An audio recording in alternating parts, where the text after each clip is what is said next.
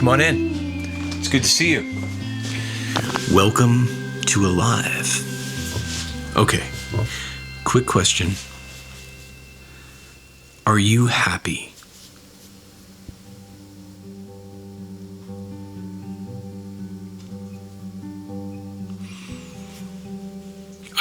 And I don't mean like right now, right in this moment. I mean generally. Would you consider yourself to be a happy person?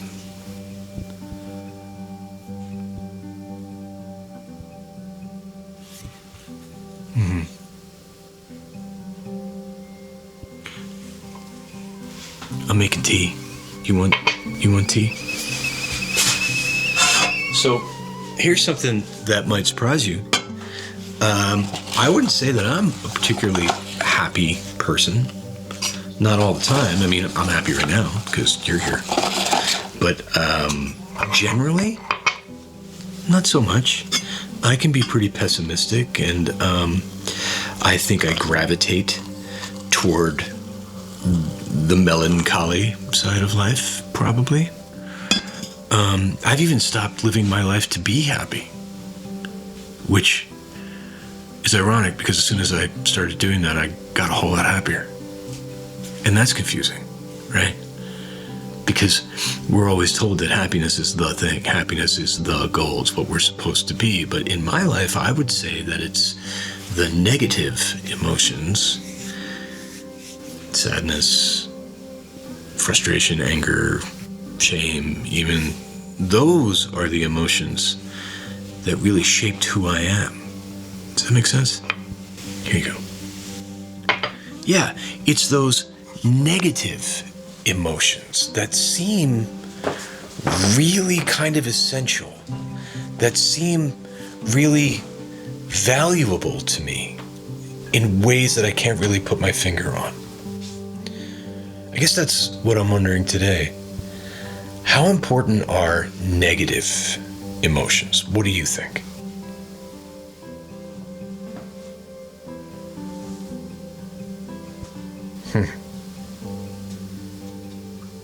Yeah, okay.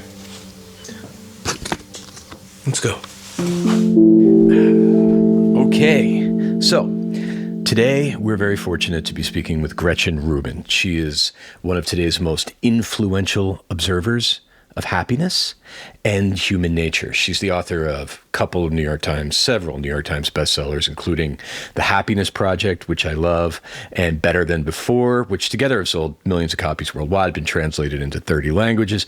And her most recent book, Life in Five Senses, explores how tuning into our sensory experience can change the way we move through the world. But beyond the books, she's also the host of the long-running podcast Happier with Gretchen Rubin, where she talks with her sister, Elizabeth Kraft, about practical ways to make your life a little lighter and more meaningful. But what I love about Gretchen is that she doesn't, treat happiness like in a superficial, glossy way. She takes it very seriously, almost like a scientist might. Testing ideas in her own life in ways that invite us to do the same. It's very, wait, she's here. Okay. Hey, Gretchen Rubin, how are you? I'm very happy to be talking to you. Thanks for having me. Oh, I am absolutely thrilled that you're here. This is a big deal for us. And you seem very happy today. Hello. It's very nice to see you. I love the wonders of technology. It can allow us to come together and have a conversation about happiness. Before we dive into stuff, I want to just kind of get a little history of you because it's so interesting. Like, how did you get from law to being such an ardent observer of human happiness? It's not the path I necessarily expected, but I'm so happy it happened. Well, it kind of happened in two jumps. So the first jump was going from being a lawyer to being a writer, and I was clerking on the Supreme Court for Sandra Day O'Connor. Right. Yes, which was an amazing experience. And I will often get intensely interested in a subject, and I asked myself, what am I interested in that everybody in the world is interested in? And I thought, well, power, money, fame, sex. And I was like, power, money, fame, sex. And I immediately started doing a ton of research and writing on that subject, which to me felt like one subject. And finally I thought, I'm doing the kind of thing a person would do if they were going to write a book. Yeah. Maybe I should write that book. So that was my first book. And so that is how I made the jump from law to writing. And then I had just finished a biography of JFK when I was stuck on a crowded city bus. And I asked myself, what do I want from life anyway? And I thought, I want to be happy, but I don't spend any time thinking about how to be happy or if I even can make myself happier. I should do a happiness project and figure this out. And that became my book about happiness. And ever since then, it just turns out that happiness is such a giant subject with so many interesting subparts that I've been exploring different aspects of happiness ever since. Talk to me about that initial part. So you have this, enviable, incredible job clerking at the Supreme Court, but you also had this impulse to deeply explore something that lit you up, right? But that's a pretty intense thing to say, I'm going to spend all of my free time because I'm going to follow this moment of curiosity that I have, right? So you leaned into the wonder and the curiosity in a pretty intense way. What was that about? Well, I think I was really fortunate in making a huge shift the way that I did, because I think it's very common for people to know they want to leave. They know they want to do something different. They want to leave what they're doing, but they don't know where to go. So they have to figure that out. That's when you're reading What Color is My Parachute and whatever. I try to figure out, what do I want? It was so much easier for me because I was being pulled. I wanted to do this. Like you said, the wonder, the curiosity, the more I studied it, the more interested I got. It got bigger and bigger and more interesting. That's how I felt. I was like, I know exactly where I want to go. And it wasn't even like I want to be a writer. It was that I want to write this specific book. But this is something that's happened to me throughout my life. Like I will get intensely curious about things and then spend a huge amount of time researching and taking notes. They don't always turn into actual books. Often they do, but not always. Yeah, I can relate to that. I can relate to that in a lot of ways, because I was doing a gig for a long time. And when it was over, I was like, I need to do something else in order to be happy, right? And so when it was over, I asked myself the same question. I said, what is it that will make me happy? What is the tractor beam that is pulling my Millennium Falcon? Like where is it? Where is it pulling me? And I dove into music, right? I was like, I'm going to write music, where I was so engaged and I was so involved and connected to what I was doing that it was, as in many ways, as happy as I've ever been, just making that music. But I think it's surprisingly often that people don't have anything in their life that they feel like is the tractor beam. And so partly it's like, okay, if I have that feeling and I want it to be my job, how do I make it my job instead of just something that I do that I love? And sometimes that works and sometimes it doesn't. But then sometimes people are really like, wow, I'm so disconnected that I don't even remember what I like. And a question I think if you're feeling that way that can be helpful is, what did you enjoy doing when you were 10 years old? Because often what we did when we were 10 years old is something that we enjoy as adults in an adult way. So Steve, did you do music stuff when you were 10 years old? Yep. Yeah. Yep. And I did reading and writing stuff when I was 10 years old, all kinds of like weird bonkers things that I did. That's really interesting. Because I think if you feel that you kind of have lost touch with your enthusiasms, sometimes going back to the past is a place to discover them. Do you think we kind of get ourselves into trouble? I remember being 13 years old and people saying, you have to figure out what you want to do with your life. Right? And define that right now as a child and set it in the sky somewhere like a North Star. And then work real hard and put your head down and travel toward it. And you won't be happy until you get it. Right? But in my lived experience, the stuff that was adjacent then around that, related to, but not specifically that dream of happiness in the future, was the good stuff. I was so firmly attached to this concept of happiness in the future that when I had a bunch of good stuff, I couldn't be grateful for it at the time. Do you agree that's kind of like a trap we fall into? Absolutely. Well, it's often called the arrival fallacy, which is the belief I'll be happy when certain things happen, when I get that breakthrough role, when I buy a house, when I get married. And the research shows that even when you get that thing, it usually is not what you expect, that you get there and you've got a whole fresh set of problems, or there's a whole fresh set of responsibilities, or life is just life. And there's not this like magic transformation that happens at like, because you signed, your mortgage papers or whatever it is, or you become an incredibly worldwide famous sensation, but you're like, this isn't what I thought it would be, because that's human nature. But so my father, who's an incredibly wise man, always said to me and my sister, enjoy the process. Yeah. Meaning, do you enjoy the process of working towards something? And the older I get, the more I realize how wise this is. Because first of all, when we get there, we don't have the magical transformation, and we might miss out on all the happiness along the way. As you said, that like you sort of disregarded it as kind of unimportant because, it's all about getting to the destination. But then also, sometimes we don't get what we want. Yeah. We don't have that arrival moment. And things are in our control totally. And so if you enjoy the process, you can enjoy the process of getting there. And of course, it might be very disappointing if things don't work out the way you want, but it will not be as bitter an experience. Because like if you're doing something where you cannot enjoy the process, where it's all about the arrival, you really want to rethink it, because that's a really important thing to ask yourself, which is, sure, I want the destination, but how much am I enjoying the process? Yeah. That makes total sense to me. I think sometimes we get really fixated on like one metric. Yeah. And we think if I don't hit that, then it was a waste of time. It's like, no, there's many ways. Things can be very valuable in all different kinds of ways. Yeah. What did you call this? The arrival fallacy? Mm-hmm. I love that idea. Once you arrive, then I will be happy. Okay. But it doesn't work out that way. In my lived experience, then you're not present in the moment ever, because you're just worried about what's going to be. And that's just a recipe kind of to be not happy. And also, you'll know this better than I ever will, but I keep reading that human beings aren't super great at knowing what makes them happy anyway. Oh, yes, that's called hedonic forecasting.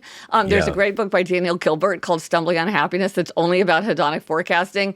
And you're exactly right. Spoiler alert, we're not very good at it. Yeah. So that one of tracks, the things by that the way. you want to... That absolutely tracks. Yeah. Right. Yeah. So you want to be very mindful about trying to really think about what you think is going to make you happy and why, rather than just kind of hand waving that and assuming that XYZ thing is going to make you happy. What also often happens is that we drift into things. We make decisions without really deciding because we don't know what to do with ourselves, so we follow the course of least resistance. Or somebody else really thinks we should do something, so we're like, okay, fine, I want to avoid a fight. Or we don't know what else to do. That's why I went to law school. I drifted into law school.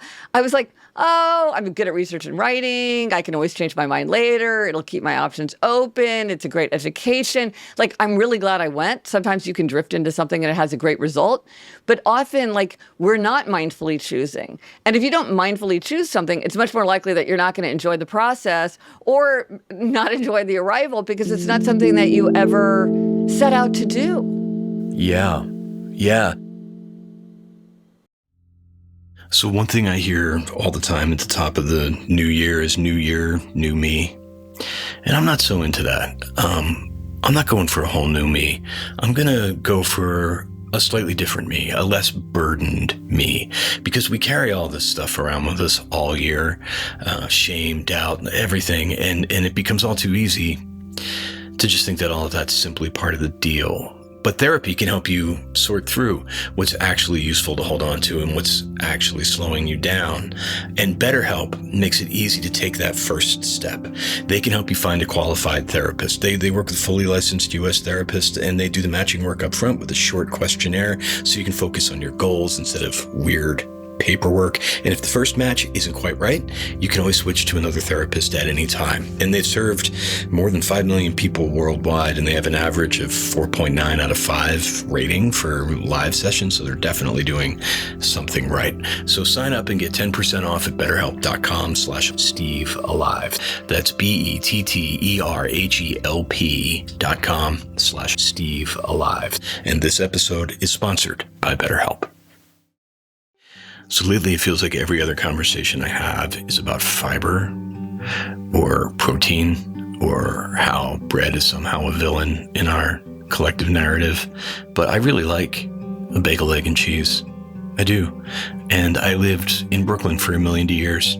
And I like avocado toast, and I don't want to give those things up. So how do I keep eating the stuff I like without blowing up my macros? Well, that's where Hero Bread quietly slid into my life, and I sure am glad that it did, because it's delicious, and it has way fewer net carbs and a lot more fiber and a lot more protein. And here's the key part: it doesn't taste weird or dry.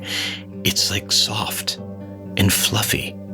And I made my bagel, egg, and cheese fantastic, and I even made a PBJ, which I do believe is the true test of any sandwich bread, and it passed with flying colors. Hero makes sliced bread, tortillas, buns, and bagels. There's a 1 gram net carb buttermilk biscuit, if you can believe that, and they have a 2 gram net carb croissant that has an actual waiting list, because of course it does. So if you're trying to hit health goals without declaring war on bread, this is an easy win. Go to hero.co and get 10% off with code ALIVE at checkout. That's ALIVE at HERO.co. You write a lot about happiness. You observe happiness. You're kind of a happiness expert at this point. But you're very careful to say that it's not so simply defined. And it is a complex issue and even a little messy. And so before we keep going, what do we mean when we talk about happiness? There are something like 17 academic definitions of happiness. But I think for the ordinary person, like, you define it the way you want to. People want to argue with me like, no, it's joy, bliss, contentment, well-being, life satisfaction, whatever. I'm like, whatever it is for you. What I'm interested in my own like happiness, work is however you define happiness for yourself. And maybe you don't even really define it, because I never do. What is it that you can do to be happier? And this is, again, about enjoying the process. What is it that you can do with your conscious thoughts and actions as part of your ordinary day without spending a lot of extra time, energy, or money? What can you do to be happier? And if that for you means joy, how can you have more joy? If that to you means serenity, how can you have more serenity?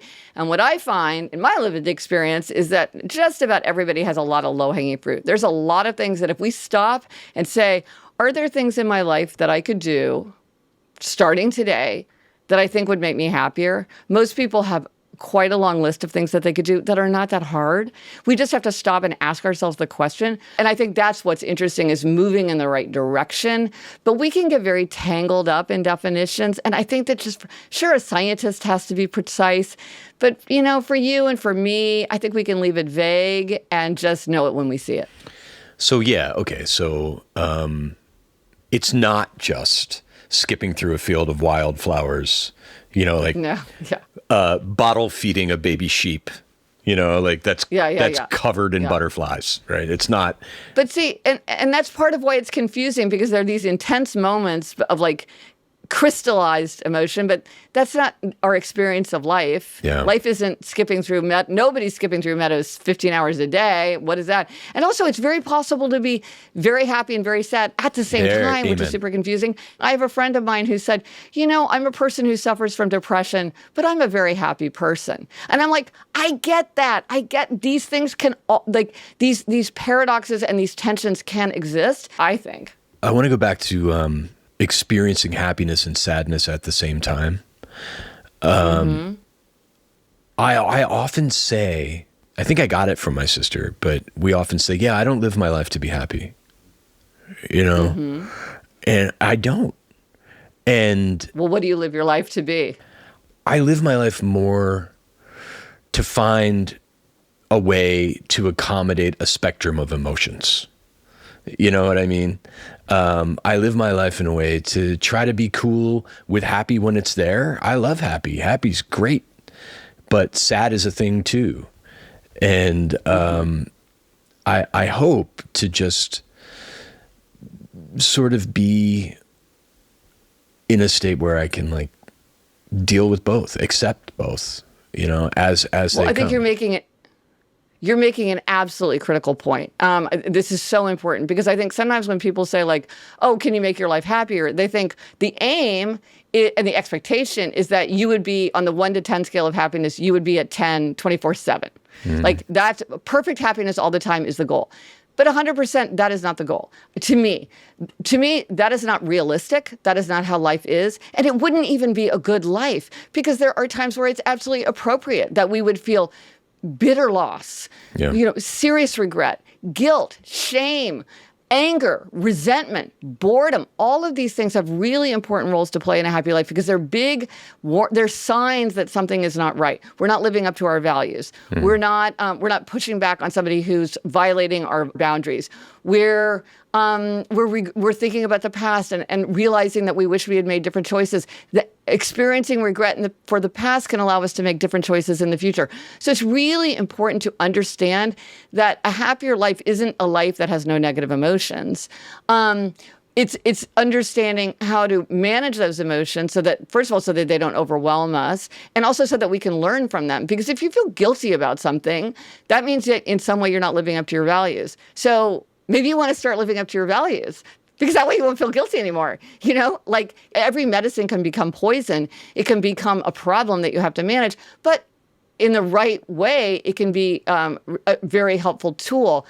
For instance, one negative emotion that I am very interested in talking to people about is envy.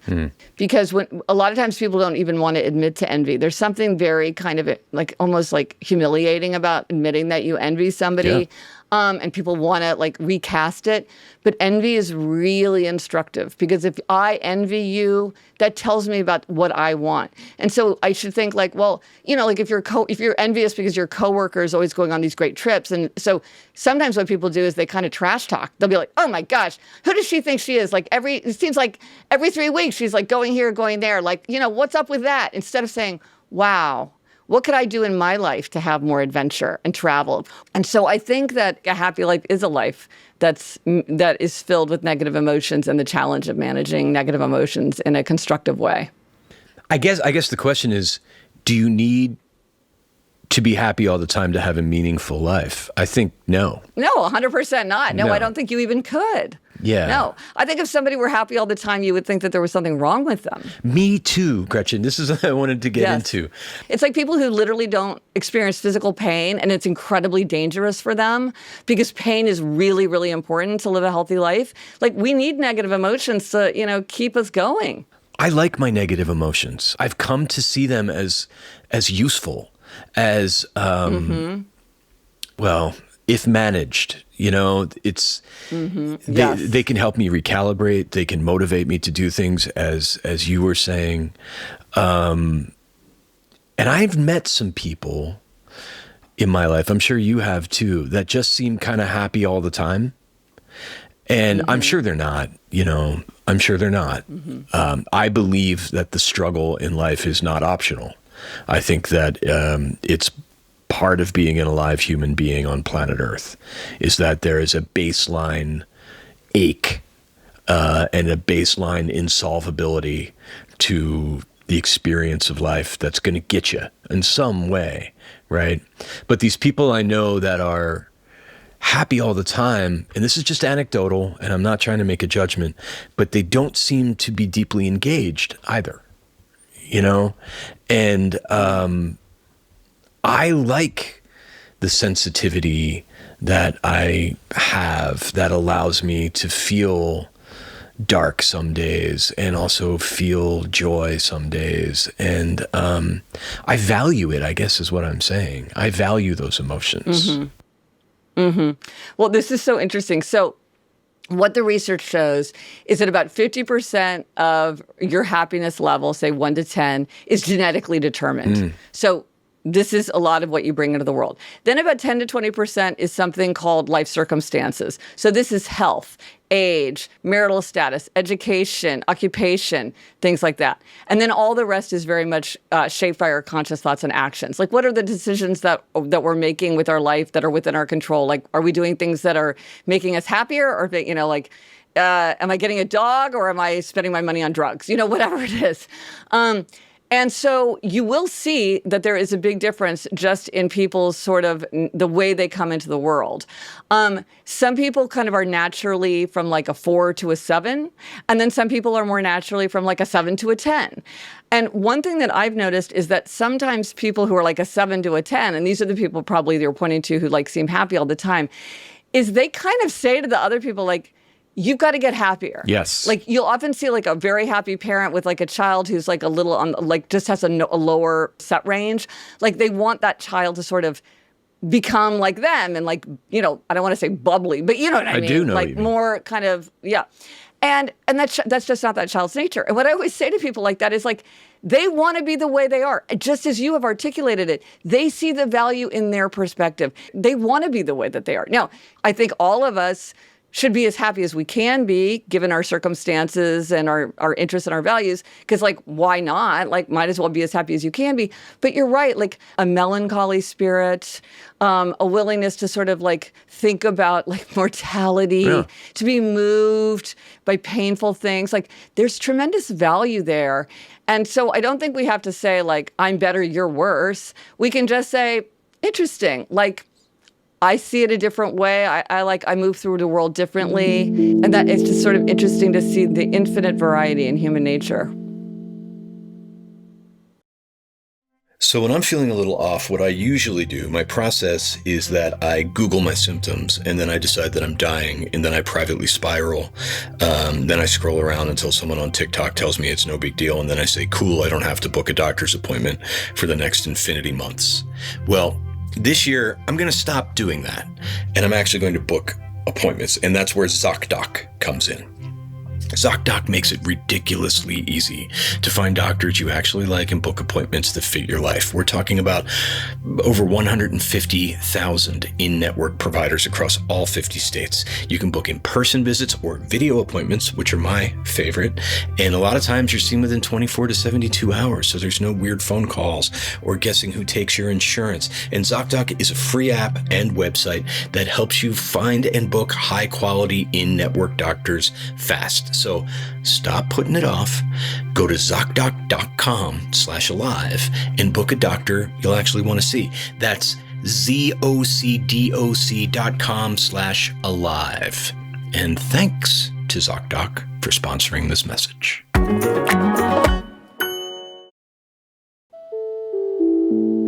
Let's talk a little bit about sadness. Mm-hmm. How does it relate to happiness? Is it the opposite of happiness? Is it the nemesis of happiness? Is it like the sibling? Like, I feel like there's more there than just opposition. Sadness is a kind of broad term, the way happiness is a broad term. Mm-hmm. So one of the things that more and more research is showing is that if you're feeling kind of overwhelmed by emotion, it can be very helpful to really try to articulate specifically what you feel. So if you're feeling sad, you could say, I'm feeling sad because I'm working so hard. I don't have any time to do other things that are important to me, like see my friends or work out. I'm feeling sad because I feel like the pain of the world is bearing on me, and I don't know what to do with my sadness. I'm feeling sad because I know that it's time to say goodbye to a beloved pet, and I just can't bring myself to do it, even though I know I should. There are so many reasons that you could be feeling sad, but if you just say, I feel sad, it's like, well, then what would you do? Because with all of those things, there are very different things that you would do to address that sadness. But if you just have this kind of generalized sense of like bad feeling or uneasiness, it's hard to know the way forward. And so I think sometimes people feel sort of trapped or stuck because they're not pushing them to say, well, what exactly is the problem? Like a very funny example of this is a friend of mine was like, I hate my job. She was working as a lawyer in DC. She's like, I got to quit. I don't like law. I've got to get a new job. And so then I'm like, because my sister calls me a happiness bully, because if I think there's a way for you to get happier, I'll get really insistent. So it's pushing her. And so she realized it wasn't that she didn't like her job. It's that she hated her commute. So she started listening to audiobooks. Right now, it's rare that you have a solution that is so straightforward. But truly, she said to me, my life is transformed. I find myself like sitting in my driveway for 5 extra minutes to like listen to another 5 minutes of an audiobook. Now, I don't mind my commute at all. It feels like me time because I found a way to do something that just transformed my experience. So she had completely misdiagnosed something incredibly important. What if she had switched careers? I mean, that would be such a major thing to change because she had just never stopped to say, like, what is it about my day that is making me so unhappy? Well, it was her commute. But that's kind of a very straightforward and concrete example. Usually, unfortunately, it's much more abstract, but, you know, that's the principle. Yeah. Well, I mean, hey, noise canceling headphones have made New York City much easier for me. Oh, yeah, like the subways, right? The screeching? New York City, which I love and admire, that place. You know, I grew up around frogs and trees. Like that's where I grew up, and I kind of patterned my concept of peace around that as a child. And New York City was loud, and it was an oppressive crush of humanity, and it smelled like pee everywhere.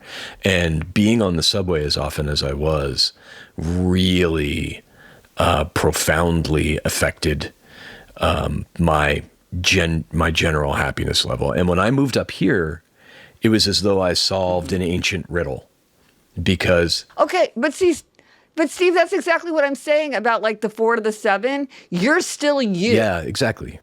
But you made a change with your conscious thoughts and actions that profoundly affected your experience of your life. Yeah, my friends, right? I noticed it. My friends all noticed it. They're like, you are different.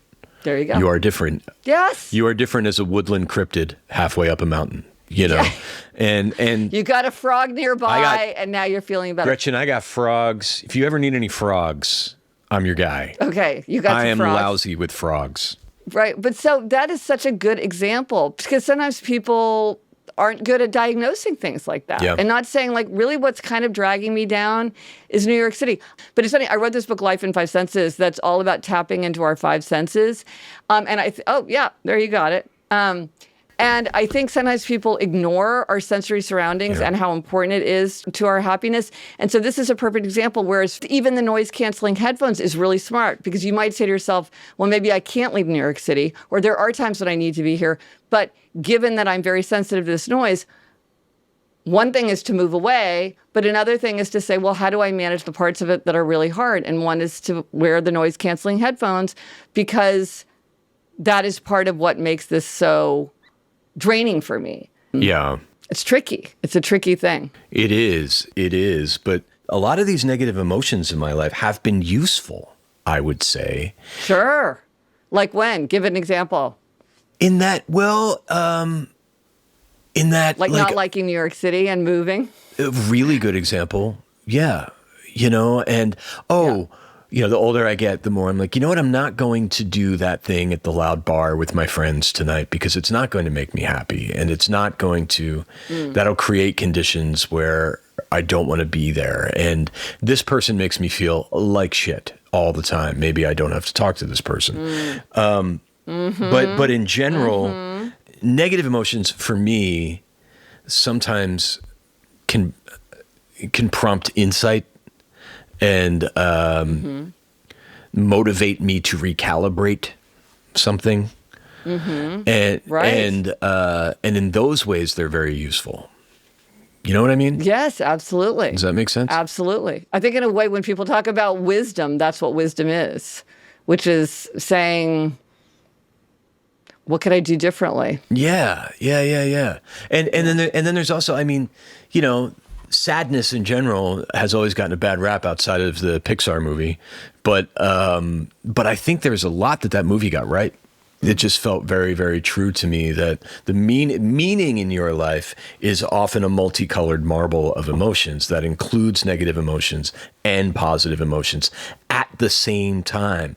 And when you're in that world, when you're thinking, You can look at this with music, right? I'll look at it like with music, like Mozart's Lacrimosa or something that is so dark and yet beautiful and about yearning for God and also dying at the same time.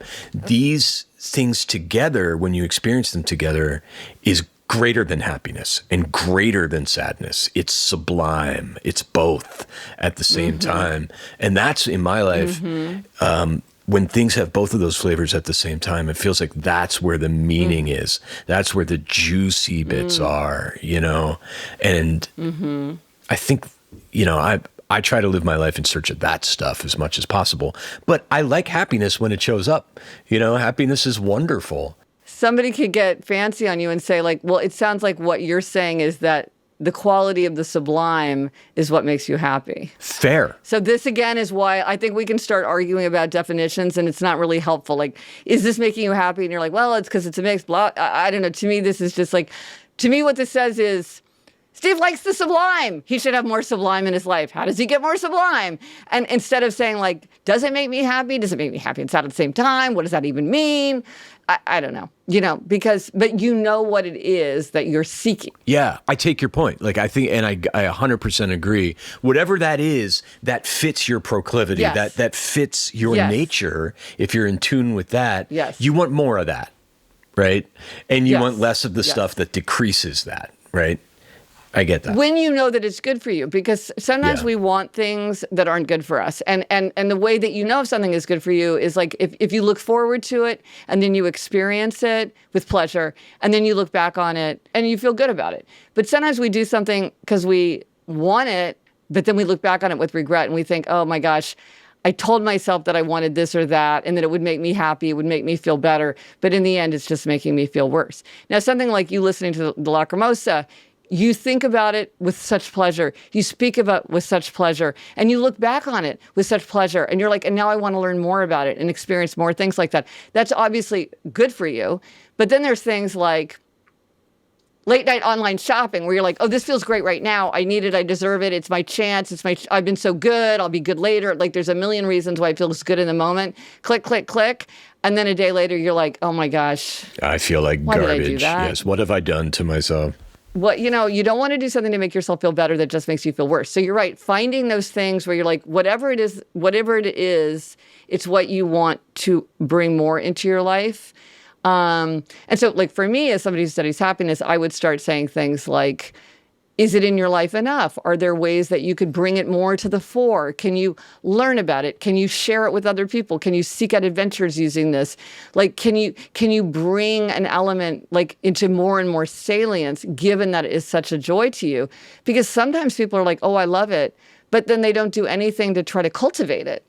I hear all the time that we're in the middle of a loneliness epidemic and that people are less happy than they were, especially in the last 5 years, 6 years.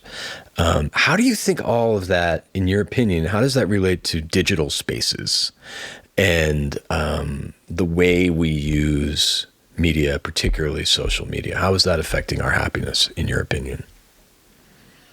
So the thing about technology is it's an amplifier of human nature in a lot of ways, for better and for worse. And it's new, so we don't really have a lot of tools and safeguards around it. So we're struggling with it. The thing about technology is there's so much good that it does. And I think sometimes when people focus on all the negatives that it does, they take for granted all the good that it does.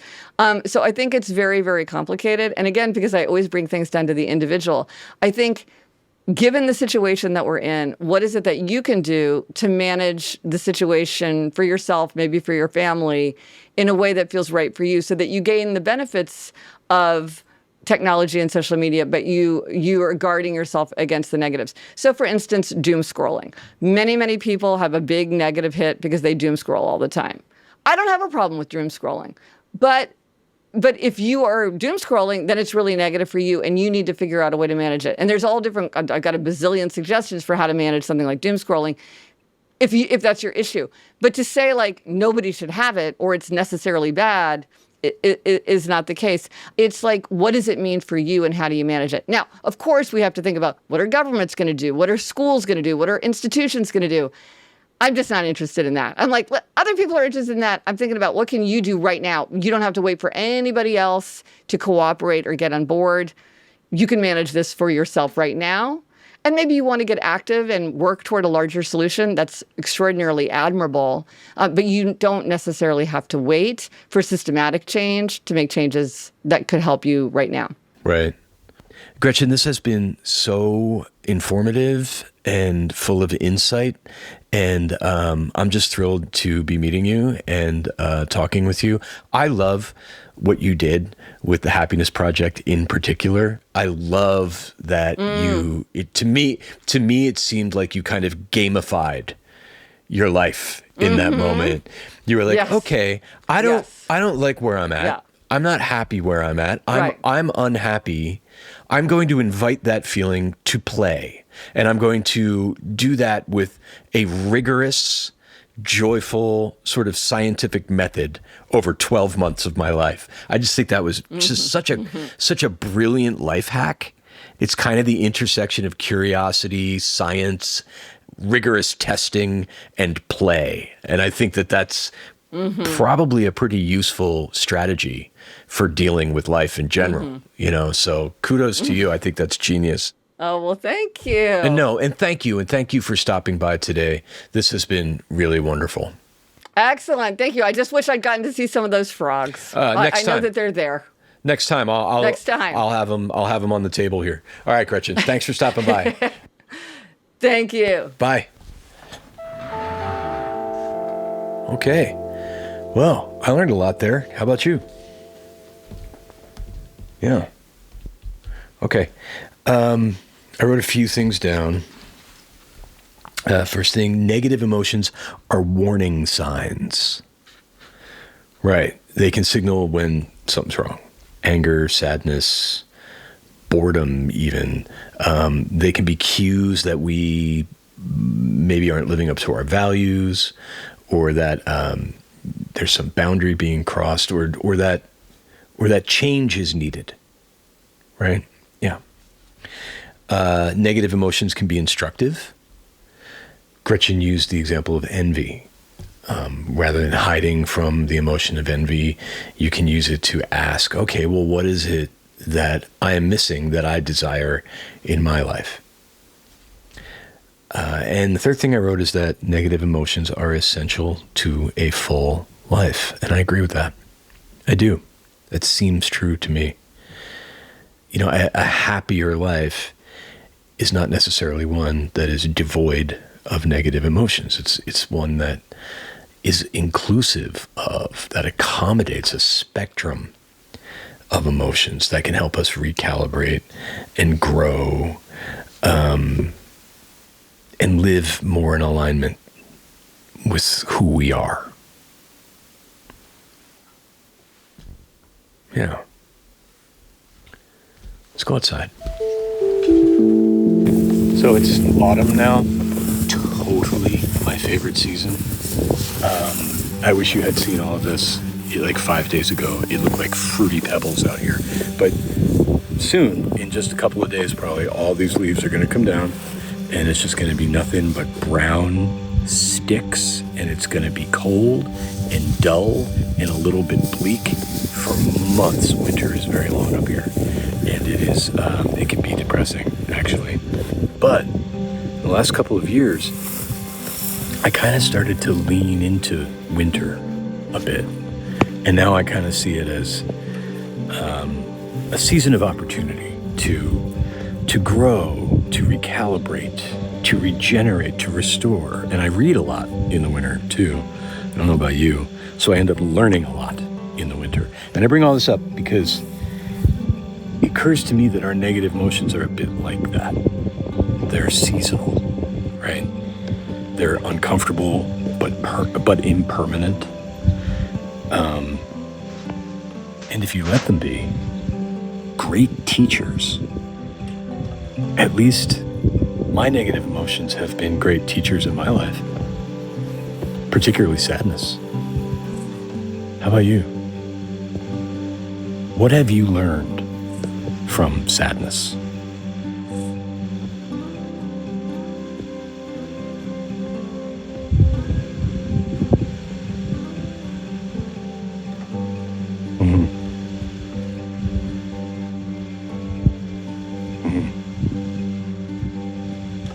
Yeah. Right? Well, listen, thanks for doing this. Thanks for coming by. I so appreciate it. It means a lot. And you look great. I say it all the time, but I mean it every time. You look great. You do.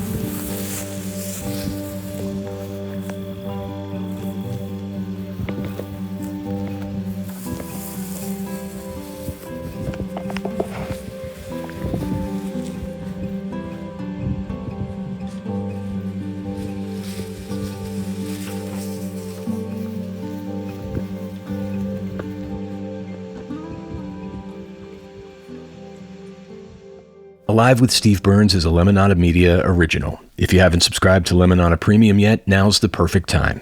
You can listen to the show completely ad-free, plus you'll unlock exclusive bonus content from me as I reflect on this episode.